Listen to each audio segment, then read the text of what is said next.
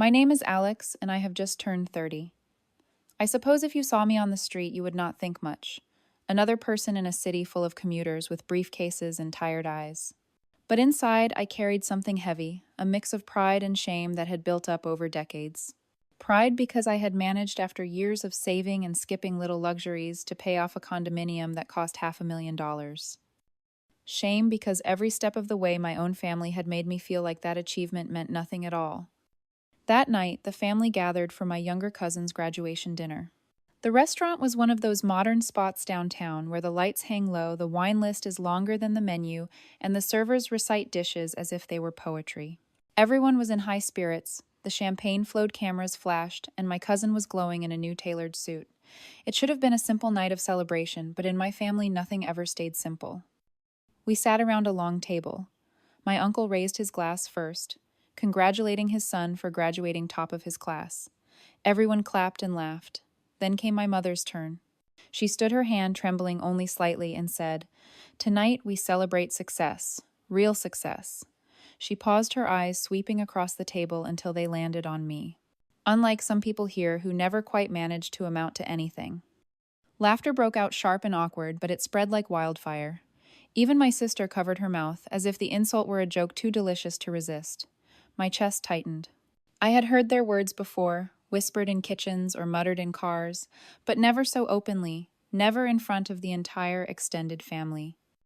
My mother went on as if the wound she opened needed salt. It is a blessing that our family has true achievers, people who bring pride to our name. Not just someone who hides away in an apartment thinking paying a mortgage makes them important. She clinked her glass against my cousin's and said loudly, "Here's to the ones who make us proud. Here's to the successful ones." I felt the heat rising to my face. I wanted to speak, but the words stuck like dry bread in my throat. For a moment I thought of leaving the table altogether, but that would have been surrender. Instead, I forced a smile that did not reach my eyes, and lifted my own glass, pretending the bubbles mattered more than the sting of her words. Across from me, a cousin whispered something into his phone recording I later discovered. Within hours, a clip of my mother's toast. "Here's to the successful ones" would make its way onto social media, spreading through the small-town gossip circle like wildfire. By morning, strangers would be leaving comments, half of them amused, half of them outraged. But that part comes later. Back at the table, my sister leaned closer. "Do not look so hurt, Alex. You know she is right. Owning an apartment does not make you special. It just makes you a caretaker of what is really family property." She said it with that smug grin she had perfected since childhood, the one that told me she believed every word. My fork scraped against the plate. The steak tasted of ash. I remembered the years of double shifts, the nights spent in a one-room rental with no air conditioning, the envelopes where I tucked away every spare bill until the savings finally reached a down payment. I remembered the bank meetings, the paperwork, the hours of worry that interest rates might rise before I could lock in the loan. Every detail of that journey burned inside me yet. To them it was nothing more than a joke, a chance to remind me I would never measure up. My father tried to change the subject, asking my cousin about career plans, but the damage was done. The table carried a current of laughter and side glances, each one pressing me deeper into my chair. My only ally was silence. I chewed, I swallowed, I nodded when asked, and all the while I planned. The humiliation was public, the betrayal absolute, and though I did not know the form yet, I knew revenge would come. When the dinner ended, the family spilled into the street, their laughter echoing under the neon signs. My mother kissed my cheek as if nothing had happened. "You should think about offering your place for Emma's wedding," she said casually. "It would save us money on a venue, and really that apartment should serve the family. We will talk soon." I watched her walk away arm in arm with my father, her words digging into me deeper than any insult. In that instant, something inside me shifted. The line had been crossed. They had taken my pride, twisted my home into a family asset, and done it all in front of strangers. They thought I would remain silent forever. They were wrong. If you have ever been humiliated by your own blood, tell me, would you forgive or would you fight back? Share your story in the comments because I need to know I am not the only one. Before that night at the graduation dinner, my life had been shaped by quiet sacrifices. I was not the brightest star in the family, not the one with trophies or scholarships, but I had discipline. From my early 20s, I worked in finance. Not the glamorous kind with skyscrapers and million-dollar bonuses, but the grind of spreadsheets, audits, and late nights reconciling accounts. Numbers did not lie. People did. And numbers at least rewarded persistence. Every paycheck became a puzzle of survival and savings. I remember walking past colleagues who spent on new cars or vacations to Europe, while I packed leftovers in brown paper bags and took buses instead of cabs. For nearly a decade, I funneled every spare dollar into one goal: home ownership. My friends laugh sometimes. What is the point of living if you deny yourself everything? But I knew the point. The point was stability. The point was to plant a flag no one could pull from the ground. By the time I turned 29, I had scraped together enough for a down payment. It was not easy. It took $100,000 money that had passed through my hands like water through a sieve, carefully directed into savings accounts and certificates of deposit. The day I signed the papers, the lender slid a set of keys across the desk. The weight of those keys felt heavier than gold. I held them and thought, this is mine. A two-bedroom unit in a decent neighborhood valued at $500,000. Nothing fancy, no skyline view, no marble lobby, but it was solid. Brick and concrete, a place that would not vanish if someone decided I was unworthy. I spent the first week sleeping on a borrowed mattress, eating off paper plates. Slowly, I bought furniture secondhand, a sofa from an estate sale, a table from a thrift shop. Each piece carried a story. None of it was glamorous, but it was earned. I painted the walls myself, one coat at a time, music playing from an old radio I had carried since college. At night, I would sit on the balcony, a chipped mug in hand, watching the city lights flicker. It was peace, a rare commodity in a family like mine. My family, of course, never saw it that way. They looked at my home not as the result of effort, but as untapped potential for their convenience. It is nice you finally have a place, my sister once said, walking through the living room with her heels clicking. Perfect for hosting holidays. We will bring everyone here next Thanksgiving. She did not ask. She declared. That was the tone of my family. My accomplishments existed only as resources for them. I kept my anger quiet because confrontation had never gone well. As a child, I learned that speaking up meant being told I was ungrateful. At 10 years old, I was called lazy for preferring books over sports. At 15, I was told I lacked ambition because I chose steady work instead of chasing dreams that burned bright and died fast. At 20, when I spoke of financial planning as a career, my mother sighed and said, "So you will just shuffle papers your whole life." They did not want discipline. They wanted spectacle. My younger sister provided plenty. She was charming, reckless, the sort of person who could turn every family gathering into a stage. She failed classes, crashed cars, borrowed money she never repaid, and still somehow she was adored. I was the quiet one, the background. My worth measured not by who I was, but by how much I could provide. Owning that apartment was supposed to change the story. I thought they would finally see me as an adult, someone who had built something lasting. Instead, they treated it as though I had simply unlocked a new level of obligation. "You have 2 bedrooms and you live alone," my aunt remarked one afternoon. "It makes sense to let your cousin stay while she finishes school." I refused gently but firmly. The look she gave me was the same one I had seen on my mother's face countless times, disappointment laced with accusation. To them, saying no was selfish. To me, it was survival. Still, there were moments of quiet joy. I remember one Sunday morning in particular. The sun filtered through the blinds, casting stripes across the wooden floor. I brewed coffee, sat at my thrifted table, and spread out my financial plans. For the first time in my life, the numbers gave me hope. I was no longer just working to scrape by. I was building equity, laying the foundation for a future where I would not be at anyone's mercy. I thought about maybe starting a small investment account, or even taking night classes to specialize in estate planning. The possibilities stretched out like an open road. But what I did not know then was that every road can be blocked by family. My mother had a way of seeing my independence not as growth, but as betrayal. In her mind, the family came first, always first, even if it meant erasing me. She had not yet said the words that would slice me in half at the graduation dinner, but I could feel them coming. Every holiday, every offhand comment about our home, every suggestion that I should host, should provide, should sacrifice, it all pointed in one direction. My home was never mine in their eyes. It was theirs, and sooner or later they would try to claim it. Looking back, those early years in the apartment feel like the calm before a storm. I was proud, yes, but I was also naive. I thought paperwork and bank statements would protect me. I thought logic would outweigh entitlement. I was wrong. What I had not yet learned was that the people closest to you can twist logic into cruelty. They can turn love into leverage. And once they taste your silence, they will push until there is nothing left. The storm began with whispers at dinners, questions about spare rooms, hints about family property. It grew with each demand disguised as a suggestion. By the time the graduation dinner arrived, I should have known the explosion was inevitable, but part of me still believed they would stop before tearing me down in front of everyone. That part of me died the moment my mother raised her glass and called me nothing. A few weeks after the graduation dinner, my phone buzzed with an email notification.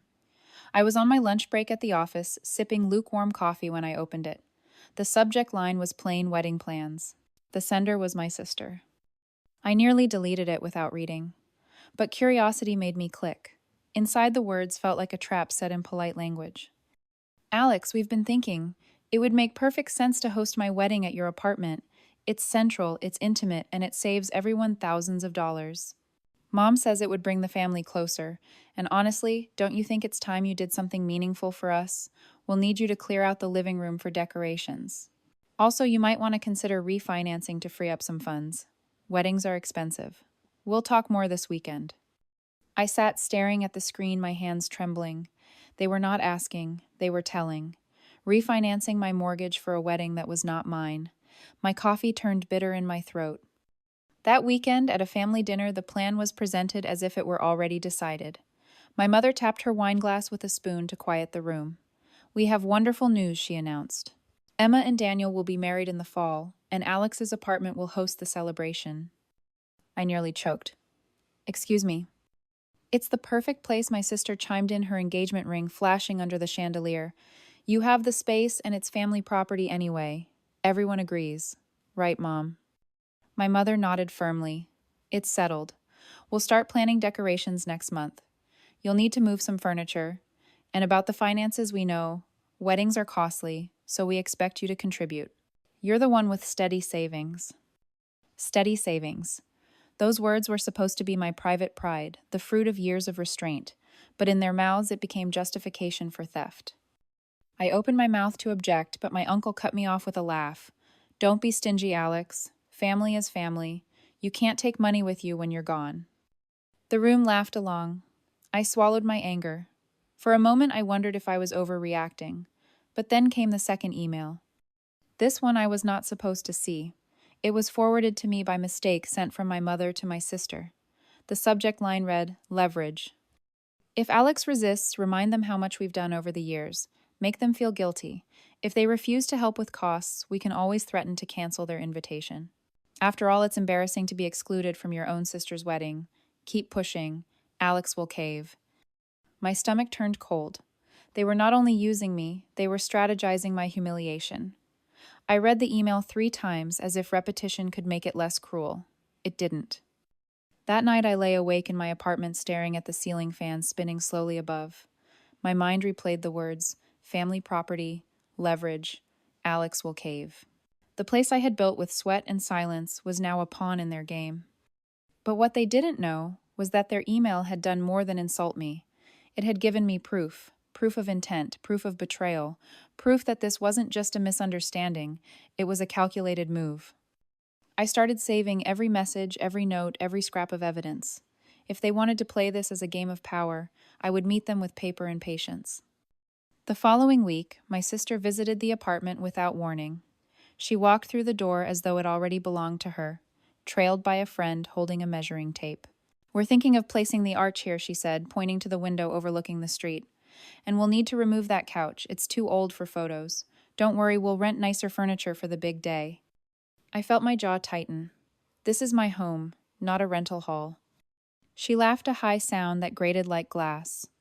Oh, Alex, don't be so dramatic. It's one day.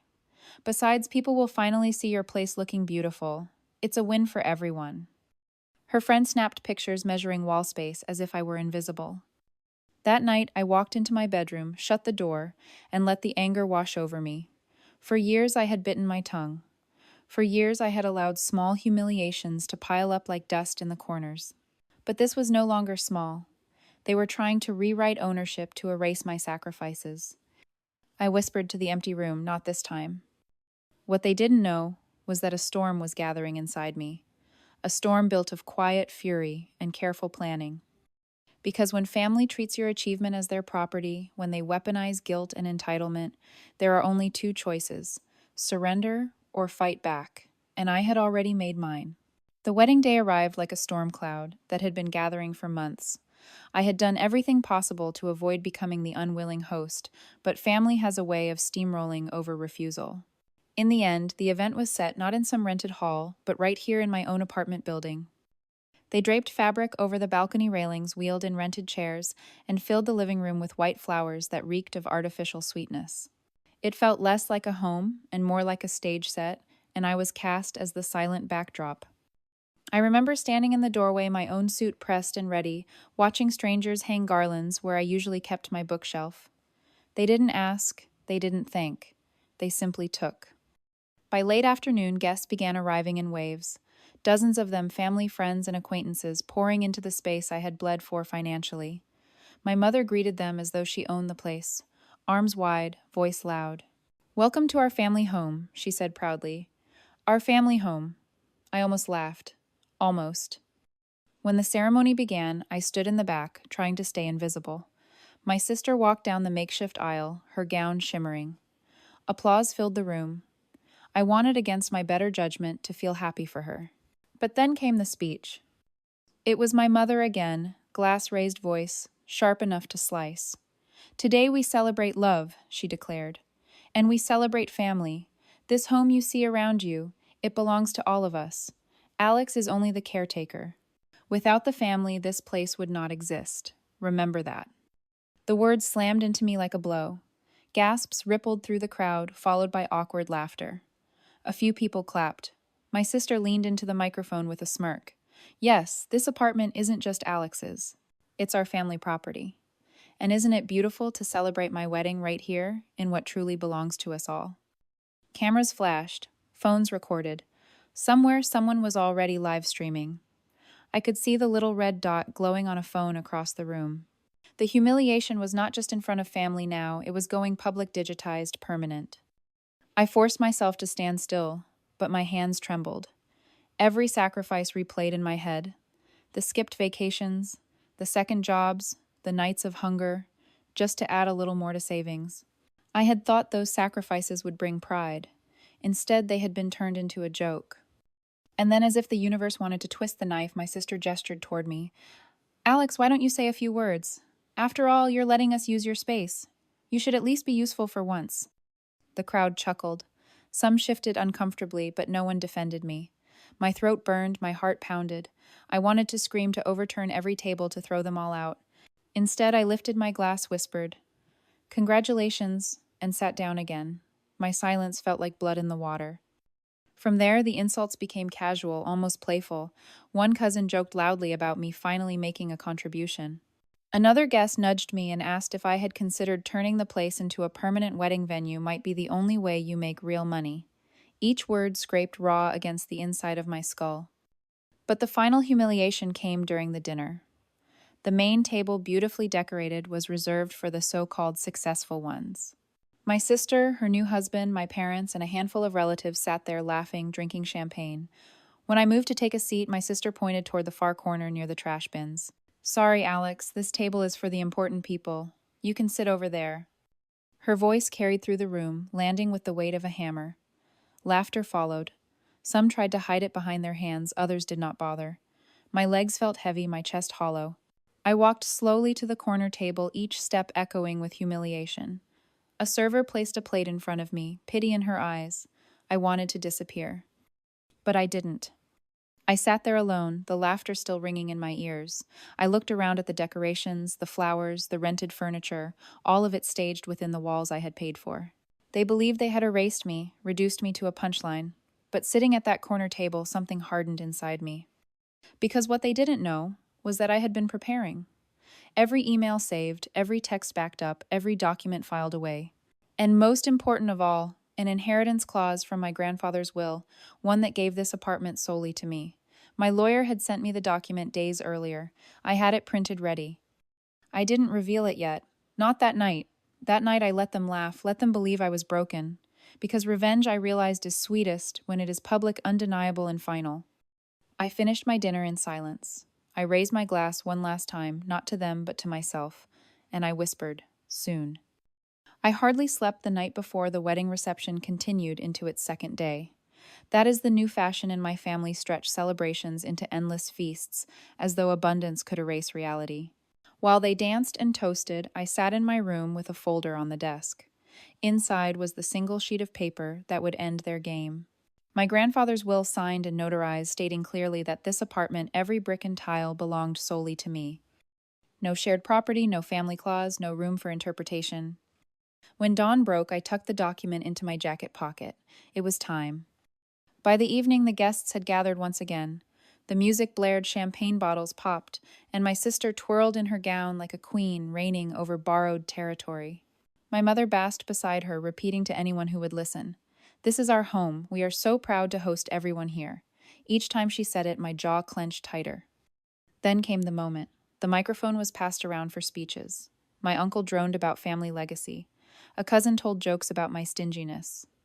And finally, inevitably, the microphone landed in my lap. "Say something, Alex," my sister urged, her smile sharp. "Thank us for letting you be part of our big day." The crowd chuckled. Phones were raised. Live streams were already running. The humiliation had reached its peak, and so had my patience. I stood slowly unfolding the document from my pocket. "I do have something to say." I began, my voice steady, though my hands trembled. "For months I've listened to jokes. I've swallowed insults. I've been told this home isn't mine, that I'm only a caretaker, that I owe this family everything. But tonight, let's deal with facts instead of fantasy." A hush fell. My mother frowned, waving dismissively. "Alex, don't start." I held up the document. "This is grandfather's will. Section 4, Clause 9. It states clearly this apartment is my sole inheritance. Not shared, not borrowed, not family property. Mine. And I have every legal right to it." Gasps rippled through the crowd. Phones zoomed closer, recording every word. My sister's smile cracked. Her husband shifted uncomfortably. "You're lying," my mother snapped. I handed the paper to the nearest guest, a lawyer friend of the groom. He scanned it quickly, eyes widening. "It's legitimate," he announced. "Signed, dated, and registered. This property is Alex's alone." Silence thick as smoke filled the room. I could hear the clatter of a fork dropping. My sister's face went pale. My mother's lips trembled, searching for words that would not come. And then I delivered the final blow. "From this moment, the locks will be changed. Every key you've secretly copied will be useless. This is not a family venue, not a free ride. This is my home. And if you cannot respect that, you will not enter again." The room erupted, not with applause, but with chaos. Some guests gasped, others whispered, a few clapped nervously. My sister burst into tears, her mascara streaking. My mother shouted about betrayal, about how I had shamed her in front of everyone. But the damage was already done. Somewhere in the crowd, a guest captured the entire scene on video. Within hours, it would explode online, hashtags flying, comments pouring in. The coldest wedding speech ever. Family greed exposed live. Tens of thousands of views by morning. The humiliation they had poured onto me had reversed, magnified, and gone viral. I left the microphone on the table and walked to the door. Guests parted like water, whispering as I passed. My sister sobbed into her husband's shoulder. My mother glared, but her eyes no longer held power over me. Outside, the night, air felt sharp and clean. I took a deep breath, the kind you take after surfacing from deep water. I pulled out my phone and typed a single post. "From today, my home is mine alone. No free rides, no exceptions." Within minutes, it began spreading. Notifications buzzed, strangers cheering me on, others debating fiercely in the comments. For once, the story was mine to tell. As I walked away from the apartment that night, I felt lighter than I had in years. Revenge had not been loud or violent.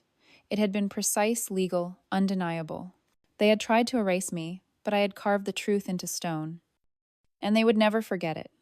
By the next morning, my phone was a buzzing hornet's nest of notifications. I had not expected the clip to spread so quickly, but the internet thrives on spectacle, and my family had given it one. There I was on screen, unfolding the will, reading out the words that stripped away their illusions. My sister's stunned face, my mother's fury, the gasps of guests, it all played on loop stitched into short clips set to dramatic music shared across platforms. By sunrise, one video already had 50,000 views. By noon, it passed 100,000. Comments flooded in strangers, dissecting every word. Some cheered, finally, someone standing up to entitled relatives. Others criticized cold-blooded to ruin a wedding like that, but regardless of opinion, they watched. And with every view, the balance of humiliation shifted further away from me and directly onto them. My sister called before breakfast. Her voice was shrill, panicked. "Take it down, Alex. You have to make a statement, say it was a misunderstanding. Do you realize what you've done to me? Everyone's laughing at us." I let her rant, then answered calmly. "What I've done is tell the truth. Maybe you should have thought about consequences before trying to steal my home." Then I hung up. An hour later, my mother tried. Her message was shorter but sharper. "You have shamed this family. People are calling me, asking questions. Fix it now or you will regret it." I didn't reply. Instead, I scrolled through the comments, a strange mix of validation and voyeurism. Strangers debated my life as though it were a television drama. Some demanded updates, others begged to know whether I had really changed the locks. I realized, oddly enough, that the humiliation I had carried for years was no longer mine to bear. It was theirs. And the internet had become my witness. That afternoon, a local news outlet picked up the story. They blurred faces but left enough detail for anyone in our community to recognize the family. "Apartment inheritance sparks wedding drama," the headline read. They called me for comment, but I declined. The video spoke for itself. Meanwhile, my post, "From today, my home is mine alone. No free rides, no exceptions," continued to spread. It was quoted, shared, memed. One popular page labeled it, "The Tenant's Revenge." Another spliced my speech with dramatic film music, turning it into a parody that only fueled the fire. I should have felt embarrassed at becoming fodder for internet entertainment, but instead I felt something else, freedom. For years, my family had controlled the narrative, painting me as ungrateful, selfish, or invisible. Now the truth was public, undeniable. They could no longer twist my story behind closed doors. But viral fame has its own consequences. People began reaching out with their own stories, emails, direct messages, comments under my post. Strangers told me how they had been pressured by relatives exploited, made to feel guilty for their success. Some thanked me for giving them courage. Others begged for advice. I couldn't answer them all, but I read every word. And in those confessions, I realized my story was not rare. It was just the one that happened to be caught on camera. Of course, not everyone was sympathetic. A few old family friends left comments about how cruel I had been, how I should have let the wedding pass before exposing the truth. They didn't know the years of buildup, the countless humiliations that led to that moment. But I didn't argue. For once, I didn't feel the need to defend myself. What stung more was the silence from my father. He hadn't called, hadn't written. Perhaps he agreed with my mother and sister, or perhaps he was too ashamed to face me. Either way, his absence spoke volumes. By evening, I had already scheduled a locksmith. The locks were replaced within hours, shiny new keys resting in my palm. As the locksmith packed up, he chuckled softly. "Saw that video online. Didn't think I'd end up working for the star of it. Good for you standing your ground." I smiled for the first time in days. "Thanks," I said, holding the keys like armor. That night, I sat on my balcony, the city humming below. My phone buzzed nonstop, but I set it aside. The air was cool, the light steady. For the first time in years, I felt that this apartment was truly mine, not just on paper, not just in theory, but in practice. No one could walk in uninvited. No one could rewrite my sacrifices. The internet might move on tomorrow, but my family would not. Their humiliation was permanent, archived in countless videos and articles. They had tried to erase me, but instead they had erased themselves. And though I knew storms still lay ahead, I also knew this: the balance of power had shifted forever. In the days after the wedding, silence settled over my phone like dust in a long-abandoned room. Then came the storm. Aunts and uncles began calling, each with their own version of outrage. One voice scolded me for humiliating the family. Another whispered that I had done the right thing but begged me not to mention their support. That is how it always is. Some thrive on drama, others hide behind it.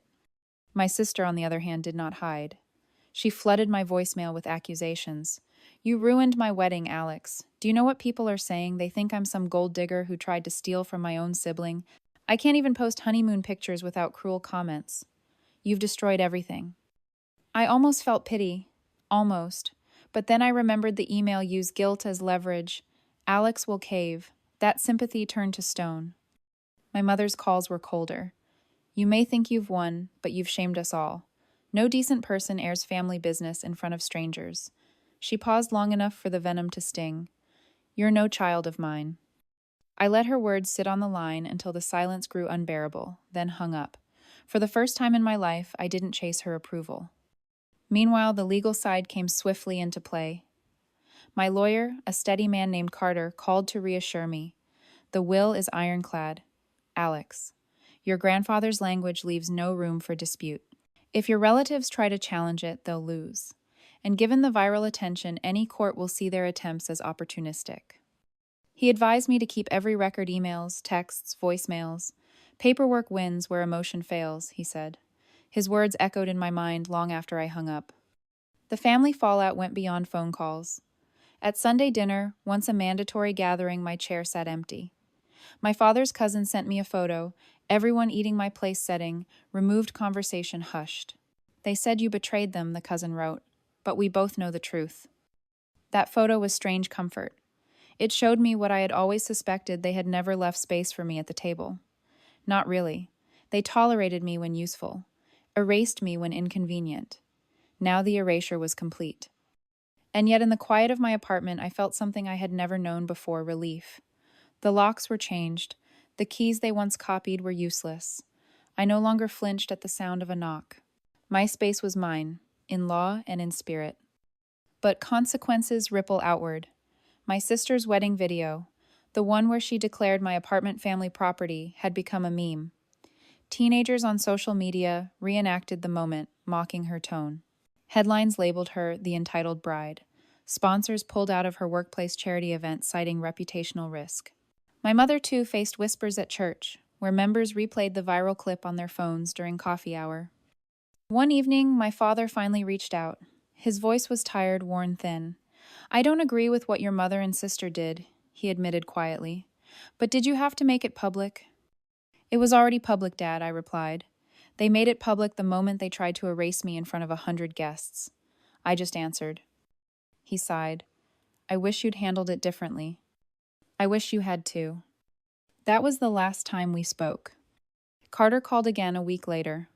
Your sister tried to file a claim suggesting the apartment should be split. It was dismissed immediately. The judge reviewed the will, confirmed your sole ownership, and closed the matter. Legally, you're untouchable. I thanked him. When I hung up, I walked through each room, slowly touching the walls, the furniture, the balcony railing.